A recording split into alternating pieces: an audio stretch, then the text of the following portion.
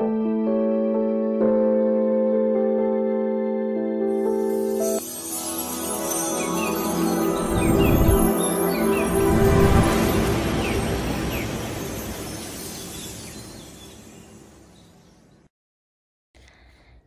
Liệu xin chào bạn. Chào mừng bạn đến với kênh Móc Len của Dương Liệu Handmade. Video này Liệu sẽ hướng dẫn bạn móc một cành hoa mận mẫu mới rất là đẹp và móc cũng khá là nhanh. Thì hoa mận là nó nở theo từng chùm mà mình thiết kế cho các bạn đó là theo kiểu là tầng như vậy, để khi mình phối vào trong bó hoa hoặc là mình cắm hoa chậu nhìn cho nó cưng và nó dễ phối với các loại hoa khác đó các bạn. Thì các bạn có thể là phối theo nhiều kiểu nha. Thì để hoàn thành cái mẫu hoa mận này, bạn sẽ chuẩn bị cho mình những dụng cụ và nguyên liệu như sau. Về len, mình hướng dẫn cho các bạn là len miêu cotton mát đen loại 50g. Thì các bạn chuẩn bị cho mình len sợi tự do, miễn là cỡ sợi 20mm là được nha. Hoa thì các bạn sẽ chuẩn bị hai màu, một màu nhạt và một màu đậm để mình làm phần nhụy và mình làm phần cánh nha. Về lá thì chọn màu xanh nõn. Về thân cây thì các bạn sẽ chọn màu xanh nhạt hơn hoặc là xanh đậm hơn. Hai màu xanh này có thể là dùng cho một cũng được hoặc là hai cũng được, miễn là nó nổi bật cái phần xanh lá nõn lên như vậy là được nha. Rồi thì kim móc, các bạn cũng chuẩn bị kim móc tự do tương ứng với cái sợi len này. Thì các bạn sẽ chuẩn bị cho mình đó là cái kim nó lớn hơn sợi len chút xíu. Mình sử dụng đó là kim đầu 2.5mm nha. Đó, mình sử dụng đầu 4/0, đó là tương ứng với kim 2.5mm. Có thể các bạn sẽ chuẩn bị qua kim 3mm cũng được nha. Rồi chuẩn bị thêm cho mình cái kẽm nẹp lá và kẽm cành để chúng ta tạo hình cái phần bông hoa, và một ít cái bông gòn để chúng ta nhồi vào làm cái phần nụ của hoa nha. Thì toàn bộ những nguyên liệu mình vừa hướng dẫn Liễu đều có bán ở shop và Liễu để link ở dưới bài mô tả. Các bạn kích vào link Shopee hoặc Lazada để chọn mua những cái nguyên liệu mình vừa giới thiệu để chúng ta học móc cái mẫu hoa mận đẹp này nha. Rồi mình cùng vào phần bài học với Liễu thôi nào. Đầu tiên các bạn lấy cho mình sợi len màu trắng để chúng ta móc phần nhụy trước nè. Và khi các bạn tạo vòng tròn mã thuật thì các bạn sẽ chừa cái sợi len tạo vòng tròn mã thuật này dài cỡ tầm 10cm. Đó, chừa cái đoạn dư này để lát nữa mình sẽ tạo phần nhụy nha. Rồi ngoắt sợi len, móc lên cho mình một mũi móc xích và móc vào trong cái vòng tròn mã thuật này 5 mũi đơn. 1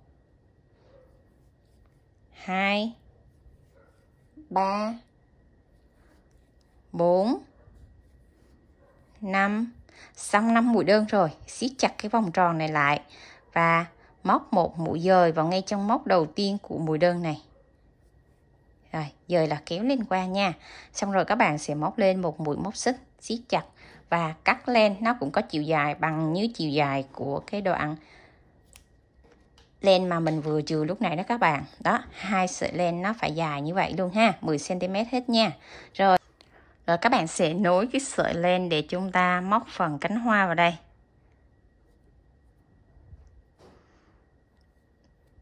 Rồi móc lên cho mình 6 mũi móc xích. 1 2 3 4 5 6. Đó, các bạn móc mũi móc xích này lỏng lỏng chút xíu để mình móc phần cánh hoa cho nó dễ nha. Rồi đây, ở trước là cả hai mép len nè, quay sau lưng là nó có một cái mép len nó nổi gờ lên này các bạn. Đó, ở sau lưng này nó có phần len gợn sóng lên như vậy. Thì các bạn sẽ móc vào cái mũi ở gợn sóng ở phía sau này lên này nha. Đó, móc vào đây một mũi đơn chờ. Chờ là sao? Chờ là chúng ta sẽ không qua len mà chúng ta chỉ móc lên là chờ như vậy. Mình ký hiệu mũi chờ là mũi quy. Các bạn sẽ xem trên màn hình nha. Rồi, tiếp tục tới mũi chờ thứ hai. Mình sẽ làm rất là chậm để cho các bạn theo dõi các cánh hoa đầu tiên này, để chúng ta sẽ theo dõi tiếp các cánh hoa tiếp theo cùng công thức để mình móc cho nó dễ nha. Rồi, đó, tại cái chân móc thứ hai này các bạn cũng vào một mép len thôi, chứ chúng ta không có vào hai mép len ở mép trước nha. Đây, đó, một mép len ở phía sau, mũi đơn chờ thứ hai. Rồi tiếp tục mũi đơn chờ thứ ba. Đó, mình vô một mép len thôi các bạn nha. Và mình làm rất là chậm để cho các bạn theo dõi kỹ. Đó, mũi đơn chờ tiếp theo. Đó, 1 2 3 4. Rồi mũi đơn chờ thứ 5. Đó, 5 mũi đơn chờ rồi nha. Rồi mình sẽ vô tại cái chân cuối cùng rồi luôn các bạn nè. Cái chân cuối cùng là cái chân mà chúng ta lên mũi móc xích đó. Đó, tại cái chân này các bạn sẽ vô một mũi đơn chờ thứ 6. Rồi, mình có 6 mũi đơn chờ thì trên kim sẽ có tổng là 2, 4, 6, 7. Trên kim có 7 sợi len nha. Đó. 6 mũi đơn chờ này, 2, 4, 6, 6 mũi đơn. Và vào cái chân cuối cùng này luôn. Trên kim có 7 sợi len, các bạn sẽ kéo qua 2 sợi len một lần. Cỡ mỗi lần, một lần các bạn sẽ qua cho mình 2 sợi len như vậy nha. Đó, cái phần mà kéo qua này các bạn sẽ móc chặt tay để cho cái cánh hoa của mình nó cứng. Đó, móc mũi xích thì lỏng tay, nhưng mà cái phần kéo sợi qua hai mũi này các bạn phải móc chặt tay, lưu ý như vậy cho mình nha. Rồi bắt đầu tiếp theo các bạn sẽ lên 1 xích 2 xích. Đó, 1 xích 2 xích. Rồi chúng ta sẽ ngoắt sợi len, đâm kim vào ngay chân móc đầu tiên này các bạn. Đây, chân móc đầu tiên này móc cho mình một mũi kép chờ. Mũi kép chờ này các bạn kéo ngắn tay thôi nha. Rồi chân thứ hai, mũi kép chờ thứ hai này. Rồi mũi kép chờ thứ ba.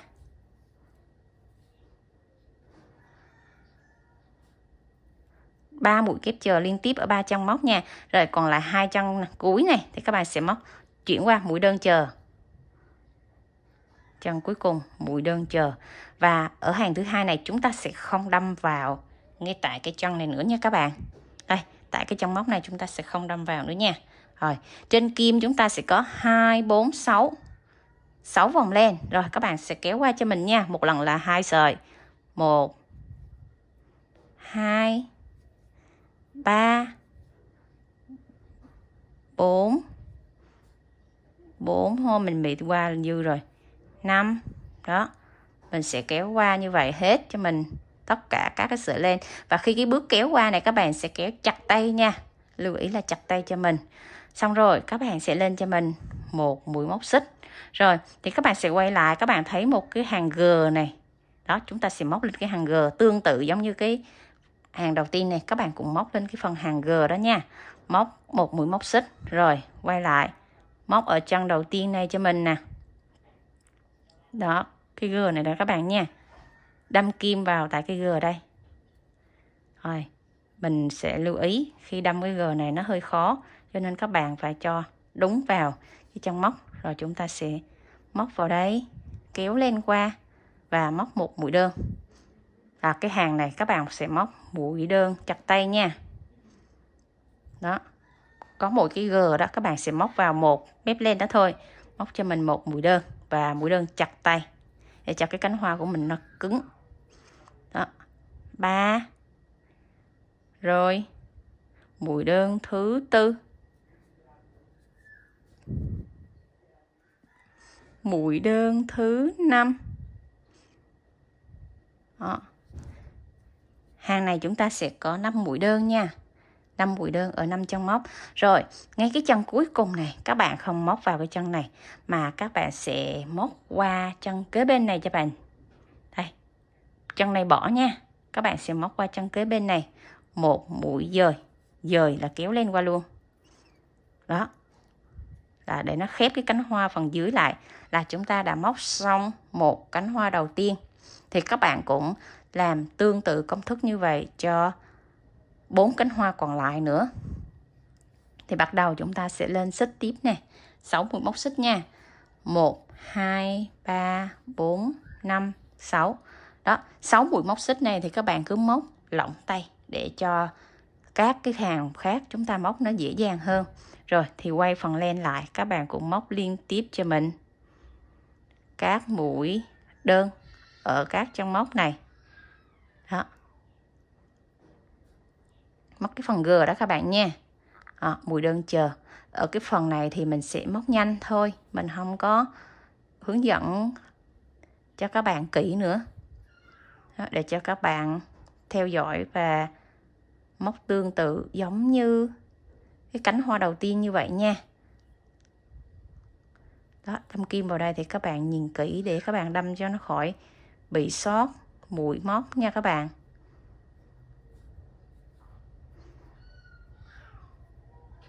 Đó, các bạn đếm là hàng đầu tiên phải đúng là 6 mũi nha các bạn nha. Đừng có bỏ sót chân móc nào cả.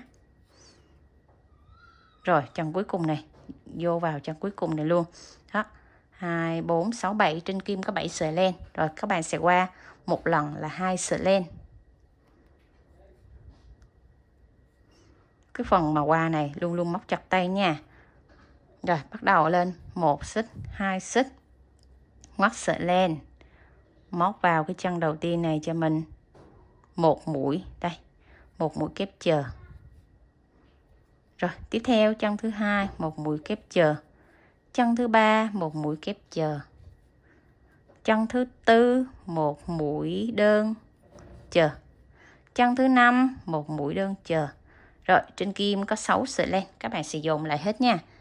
Dồn lại 2 lần, 2 lần, 2 lần, 2 lần và 2 lần. Đó là chúng ta đã xong hàng thứ hai nha. Bắt đầu lên hàng thứ ba này, móc một buộc xích. Rồi ở đây nó có các cái mũi G đó, các bạn sẽ móc liên tiếp vào mỗi mũi G đó một mũi đơn, một đơn, hai đơn, ba đơn, 4 đơn,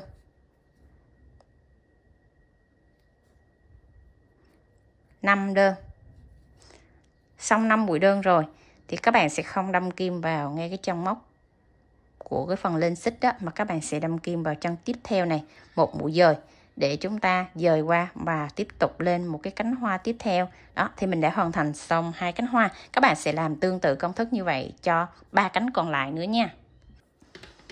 Rồi mình đã móc xong đến cánh hoa thứ 5, cánh hoa cuối cùng, thì các bạn cũng theo quy tắc các cái cánh còn lại đó, thì các bạn không đâm kim vào cái chân mà chúng ta lên mũi móc xích, mà các bạn sẽ đâm kim vào cái chân kế bên.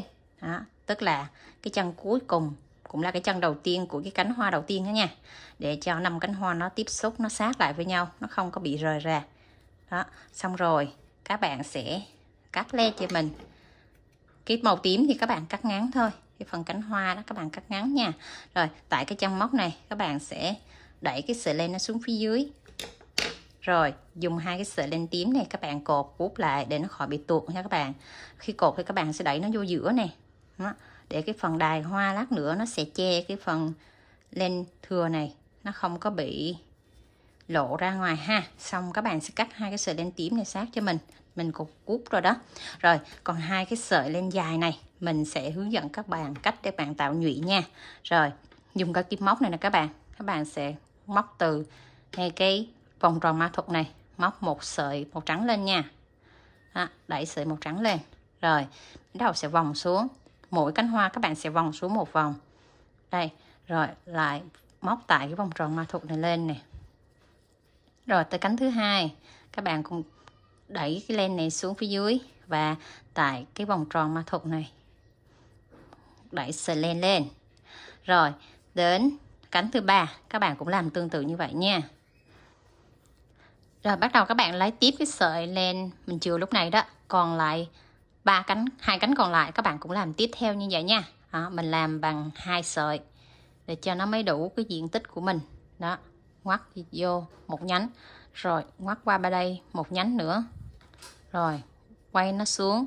Đó là các bạn sẽ đủ 5 nhụy với 5 sợi len như vậy nha.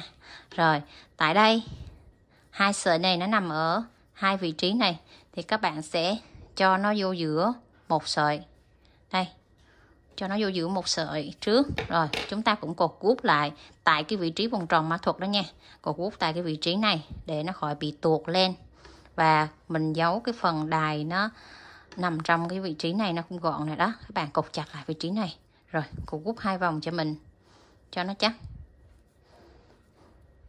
như vậy đó các bạn nha. Khi cột guốc thì các bạn đã đẩy nó vô giữa tại vòng tròn ma thuật đó hết cho mình ha. Rồi xong rồi chúng ta cắt lên cho nó gọn.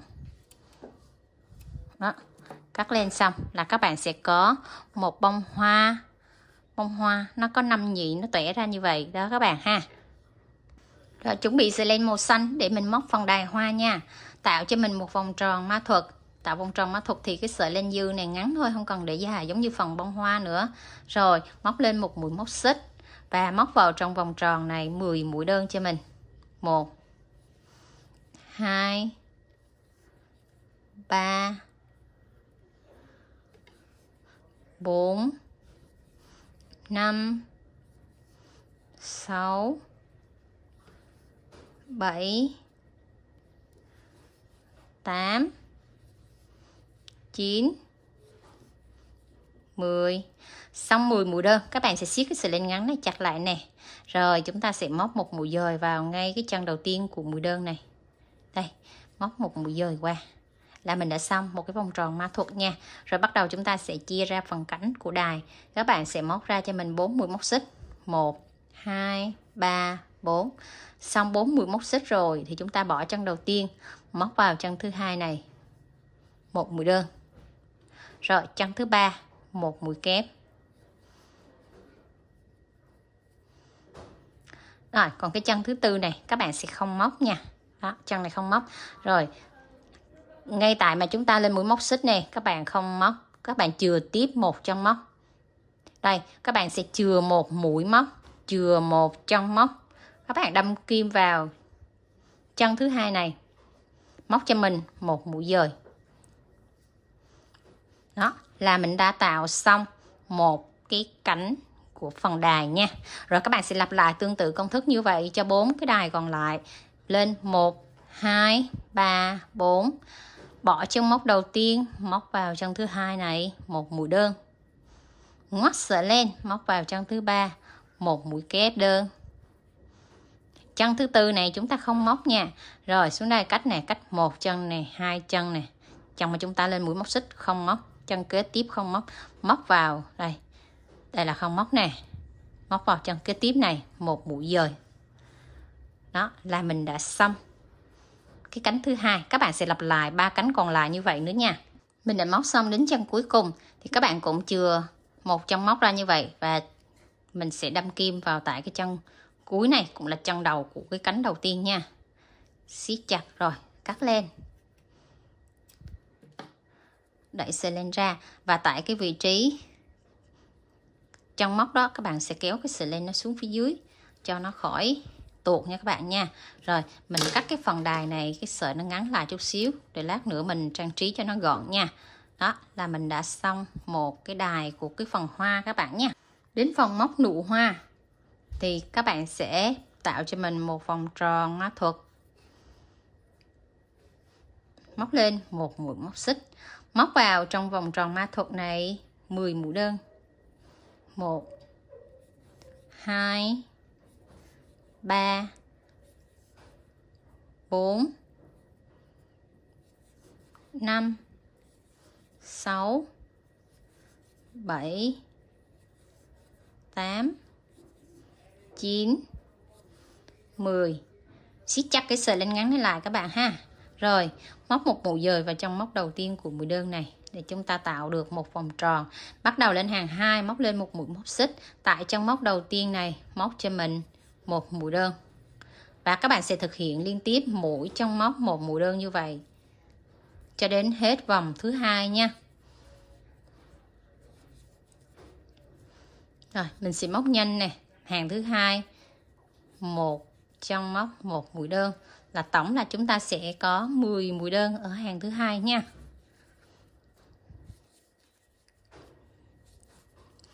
Xong chân cuối cùng chúng ta cũng kết hàng bằng một mũi dời vào tại cái chân móc đầu tiên này.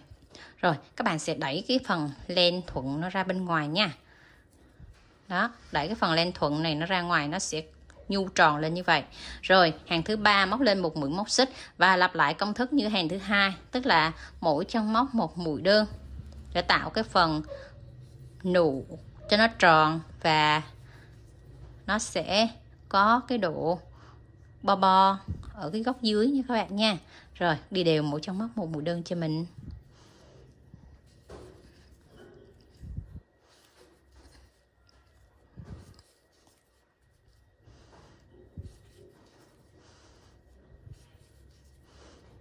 Đến chân cuối các bạn cũng kết hàng lại bằng một mũi dời nha. Rồi xong hàng thứ ba, bắt đầu lên hàng thứ tư, móc lên cho mình một mũi móc xích. Tại hàng thứ tư này các bạn sẽ dồn mũi lại. Đây, móc một mũi đơn chờ. Chân thứ hai móc một mũi đơn chờ và trên kim có 2 sợi len, các bạn sẽ dồn mũi lại, ta gọi là mũi giảm, ký hiệu là chữ A các bạn nha. Các bạn sẽ lặp lại tương tự như vậy mỗi chân móc các bạn sẽ móc một mũi đơn chờ và chúng ta sẽ dồn lại.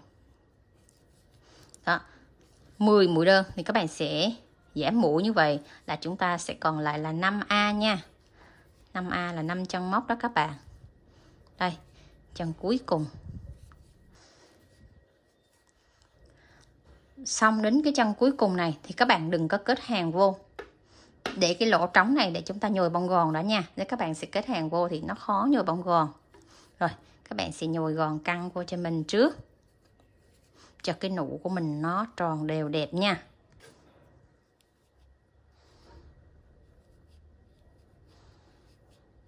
Rồi, nhồi bông gòn cho thật căng rồi thì chúng ta sẽ bắt đầu móc kết hàng cái chân cuối này nè. Móc kết hàng với cái chân đầu tiên này bằng một mũi dời. Đây. Đó. Đó, khi các bạn kết hàng một mũi dời lại thì cái lỗ này nó tròn nè. Xong rồi các bạn sẽ móc lên một mũi móc xích nữa, siết chặt và chúng ta cắt len nha. Đó, phải móc một mũi móc xích này, khi các bạn cắt len nó mới không bị tuột đó các bạn. Đó là mình đã xong một cái búp tròn của cái hoa rồi đó.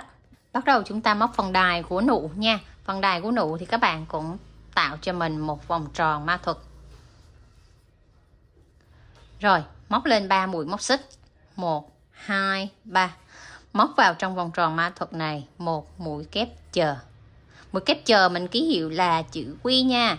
Rồi bắt đầu tới mũi kép chờ thứ hai. Đây. Xong 2 mũi kép chờ rồi, các bạn sẽ móc lên cho mình 1 xích, 2 xích. Đó các bạn ha. 1 xích, 2 xích xong rồi thì các bạn sẽ quay lại móc tại cái chân này này. Đó. Nó có một mép này, này các bạn. Đây. Một mép này. Các bạn móc vào đây cho mình một mũi đơn. Xong một mũi đơn rồi các bạn sẽ móc 1, 2, 3. 3 mũi móc xích và hạ xuống đây. Xuống tại cái vị trí của vòng tròn ma thuật này. Móc qua cho mình một mũi dời. Đó là mình đã tạo xong một tép đầu tiên của cái phần đài. Các bạn sẽ lặp lại tương tự cho 2 cánh còn lại như vậy nha. Lên 3 mũi móc xích, móc 2 mũi kép chờ. Rồi xong rồi chúng ta dồn mũi lại nè và móc lên 1 xích, 2 xích. Rồi móc tại cái xích thứ nhất đó, tại cái điểm G đây, móc vào đây một mũi đơn. Rồi chúng ta sẽ hạ xuống 3 xích. Rồi móc tại vòng tròn ma thuật này một mũi dời. Đó. Tại đây các bạn móc một mũi dời hoặc là một mũi đơn cũng được, miễn sao các bạn móc dễ là được. Rồi các bạn lặp tiếp các cánh còn lại như vậy nữa là tổng cái đài này nó có 3 cánh nha. Rồi mình đã móc xong cánh thứ 3 rồi nè, tại vòng tròn ma thuật này các bạn cũng móc cho mình một mũi dời. Xong rồi cắt len nha. Cái đài của nụ này nó chỉ có 3 cánh thôi chứ nó không có lớn. Siết sợi len ra và kéo cái sợi len mình vừa cắt đó nó xuống dưới vòng tròn ma thuật. Lúc nào các bạn cũng siết cái sợi len nó xuống vòng tròn ma thuật để kéo lại cho nó tròn nha. Đó, kéo sợi len cho vòng tròn này khép lại là chúng ta được một cái đài của cái búp nó rất là cưng, nó bé tí vậy thôi. Các bạn lấy cho mình cái sợi len màu xanh non để chúng ta móc chiếc lá nha.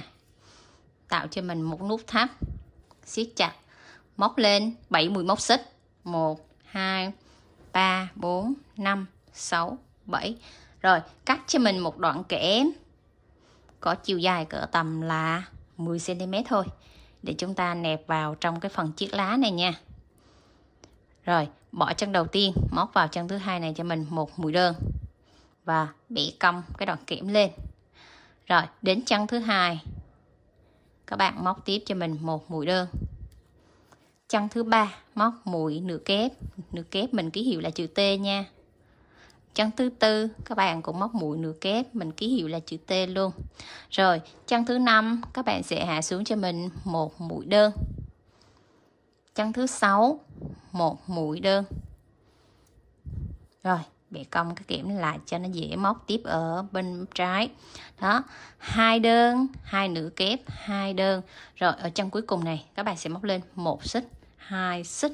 Rồi móc vào ngay cái mép G này các bạn này. Đây, móc vào đây một mũi dời. Các bạn, rồi tại cái chân móc này các bạn sẽ móc vào tại cái chân móc này cho mình một mũi đơn. Đó, tức là cái chân gốc cuối này chúng ta sẽ có 2 mũi đơn và móc lên 2 mũi móc xích, hạ xuống một mũi dời để tạo cho cái đầu nhọn của cuốn lá đó các bạn. Rồi quay qua bên mép trái này, các bạn sẽ móc tương tự như mép phải luôn, là 2 đơn liên tiếp ở 2 chân móc. Đây, 2 đơn liên tiếp ở 2 chân móc. Rồi bắt đầu tới 2 nửa kép.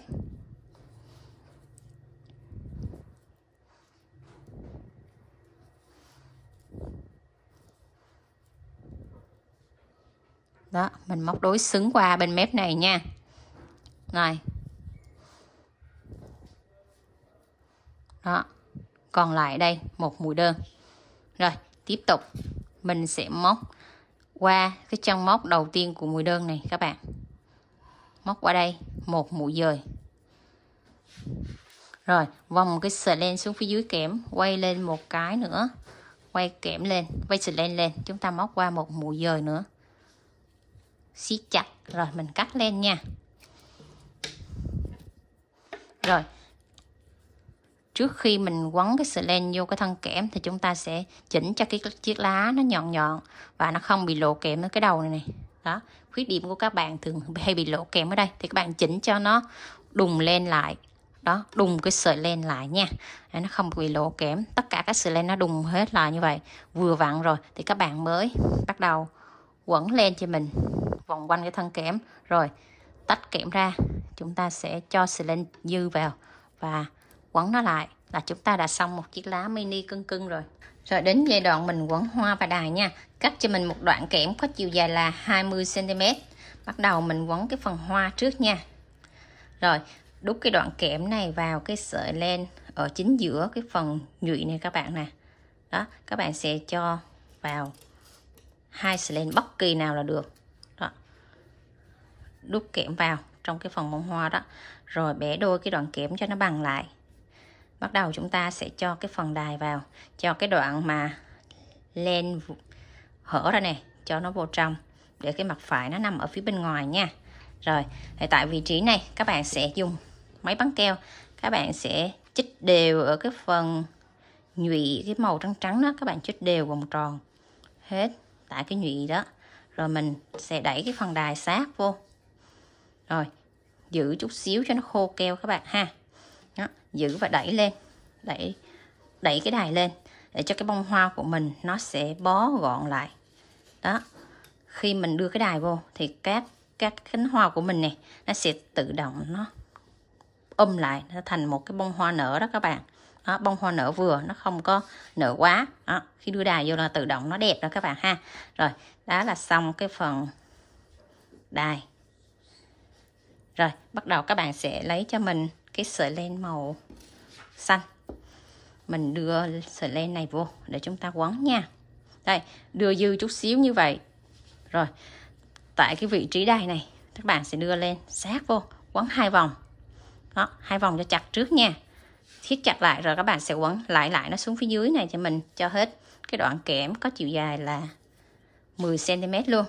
Đó, rồi các bạn sẽ quấn nhanh nó như vậy thôi. Tại cái đoạn này là nó nhỏ cho nên là các bạn sẽ kỹ thuật quấn nhanh như vậy cho cái phần len này nó không có bị lộ ra, cái kẽm nó khỏi lộ ra ngoài đó các bạn ha. Rồi quấn cỡ chiều dài khoảng tầm 9 cm thì các bạn sẽ dừng lại và cắt len là được nha.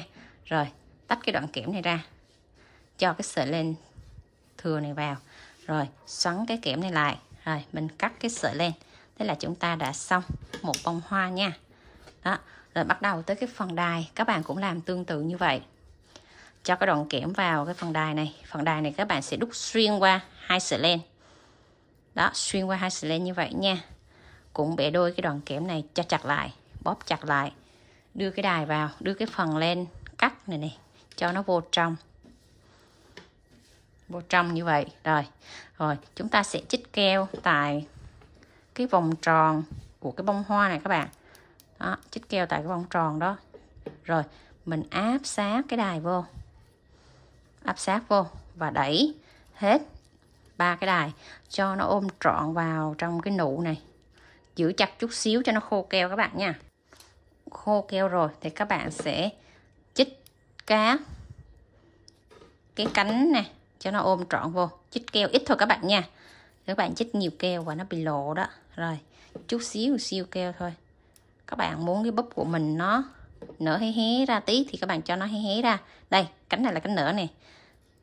Cánh này là cánh ôm sát, cánh này cánh ôm sát nè đó. Thì các bạn muốn cho nở hay cho ôm gì cũng được nha. Đó là mình đã xong một cái nụ. Rồi chúng ta sẽ quấn tương tự giống như cánh hoa đó. Các bạn cũng cho lên vào. Đó, chụp đoạn ngắn vậy. Rồi các bạn sẽ quấn 2 vòng tại cái vị trí tiếp xúc với đài này. Rồi mình sẽ quấn xuống phía dưới. Cũng có chiều dài cỡ tầm 8 đến 9 cm nha. Cái đài này các bạn cũng phải quấn dài để mình chừa ra. Khi mình quấn thân kẽm nó cũng dài. Là vậy đó, cho nên là các bạn phải quấn dài là như vậy ha. Cắt kẽm là 20 cm để mình bẻ đôi nó lại thì nó được 10 cm ha. Rồi tách kẽm ra, cho sợi len thừa vào, bóp cái kẽm lại là xong. Mình cắt len sát vô nữa là xong các bạn ha. Các bạn sẽ chuẩn bị cho mình một cành của nó là tổng là 3 bông hoa lớn nè, 2 cái nụ và 2 chiếc lá. Rồi chuẩn bị cho mình một đoạn kẽm. Kẽm này các bạn chuẩn bị cỡ 30 cm hoặc 40 cm cũng được nha. Rồi bắt đầu các bạn ráp cho mình chiếc lá đầu tiên vô trước. Đây, ráp chiếc lá vô trước. Rồi các bạn sẽ ráp tới từng tầng hoa nụ gì đó tùy các bạn muốn ráp như thế nào cũng được nha. Đây, đưa cái chiếc lá này sát vô và cho cái đoạn len này nó cũng dư xuống chút xíu để chúng ta quấn trừ hao nó không có bị tuột hết nha. Rồi tại vị trí này các bạn sẽ quấn chặt cho mình 2-3 vòng. Rồi các bạn sẽ quấn xuống dưới cỡ tầm là 5 cm trước. Rồi chúng ta mới cho một cái nụ vào nha. Đó, các bạn nhớ là phải quấn nhanh và đều tay. Chắc chắn như vậy để nó không có bị bung cái kẽm ra nha. Rồi, cắt cho mình trước là 5 cm trước. Rồi chúng ta mới đưa tiếp một cái nụ vào. Rồi, 5 cm rồi các bạn ha. Cho một cái nụ bé bé vào trước. Đây. Đó, cái nụ này thì các bạn sẽ canh. Đó. Nó có chiều cao là bằng chiếc lá luôn cho mình nha. Đây, bằng chiếc lá luôn. Rồi, các bạn sẽ quấn chặt. Quấn chặt. Tiếp tục. Một đoạn có chiều dài có tầm 2 cm nữa. Rồi các bạn mới ráp tiếp tới lá hoặc hoa là tùy các bạn muốn phân bổ sao cũng được nha. Đây mình sẽ lấy một ví dụ. Đây, cái cành này là chúng ta sẽ quấn tản nó nè. Nụ, lá rồi bông thì các bạn sẽ tản vị trí như thế nào cũng được. Bông, lá nó sẽ nằm chia đều lên một cái cành hoa như thế này. Thì các bạn sẽ quấn theo công thức như này. Đó, nụ, lá. Đây, thì mình sẽ ráp chiếc lá tiếp nó vào vị trí này. Mình có nhiều cách ráp miễn sao là trên một cái cành cây là nó có 2 chiếc lá, 2 cái nụ và 3 cái bông là được nha. Đó, các bạn quấn tản ra như vậy cho mình để cho nó có cái độ so le nhau là được. Xong chiếc lá rồi thì các bạn sẽ cho tiếp một cái nụ. Các bạn sẽ cho tiếp một cái nụ nó vào đây hoặc một cái bông hoa gì cũng được. Đây, mình cho ra nụ này rồi tới bông hoa, hoặc là mình sẽ cho bông hoa trước rồi tới nụ cũng được. Đó là tùy các bạn. Chiếc lá nó nằm cái nách ở đây hoặc là nằm cái nách bên này cũng được. Các bạn muốn cho sao cũng được hết các bạn nha. Đó, miễn sao mà nó so le, nó nằm nó song song và so le đều như vậy là được. Rồi các bạn sẽ cứ quấn đều là mỗi bông hoa thì các bạn quấn cách cho mình cỡ tầm là 3 đến 4 cm là được nha. Rồi các bạn ráp tiếp tới bông và nụ nó nằm so le nhau như vậy. Đây là cành mẫu để các bạn ráp tương tự như vậy cho mình cho đến cuối thân kẽm nha.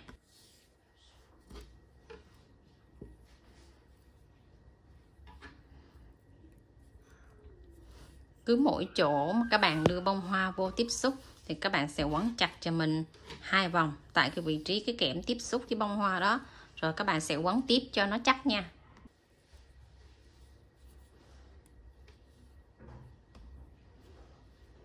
Đó, các cái vị trí của bông hoa nụ nó sẽ cách nhau như vậy các bạn nha, cỡ tầm 3 đến 4 cm. Rồi các bạn cứ quấn như vậy cho đến cuối thân kẽm cho mình ha. Xong rồi đến đoạn dưới này thì các bạn sẽ quấn nhanh nè. Đó, tại vị trí này thì cái thân kẽm nó trơn rồi, các bạn sẽ cầm một tay này các bạn xoắn như thế này.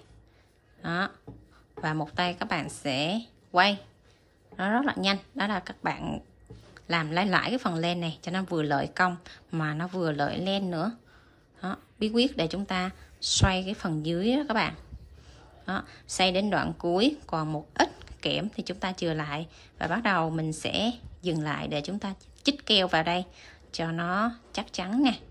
Đây, nó không có bị bung cho nên các bạn sẽ cho một ít keo vào đây nha. Rồi quấn tại vị trí mà có keo đó 2 đến 3 vòng.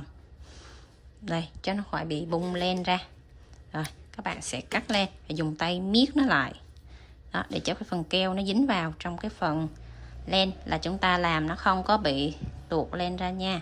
Xong rồi thì các bạn sẽ chỉnh cái bông hoa này. Đó, các bạn chỉnh theo ý của mình, nó nở hoặc là nó búp. Nở thì các bạn sẽ đó, đẩy nó ra là nó tự nó nở ra các bạn. Còn không thì các bạn sẽ vuốt lên là cái bông hoa của mình nó trở thành bông hoa búp. Rồi mình đã hướng dẫn cho các bạn móc xong một cái cành hoa mận rất đẹp các bạn ha. Cái cánh hoa nó mỏng manh, nhìn nó dễ thương và nó cưng làm sao á. Rồi các bạn thấy video này hãy nhớ cho Liệu xin một like với nha, và để lại bình luận bên dưới nếu có đoạn nào các bạn thắc mắc, các bạn chưa hiểu rõ, Liệu sẽ hướng dẫn để các bạn hoàn thành xong cái mẫu hoa mận cưng này nha. Bye bye các bạn, hẹn gặp lại các bạn ở những video sau nha. See you.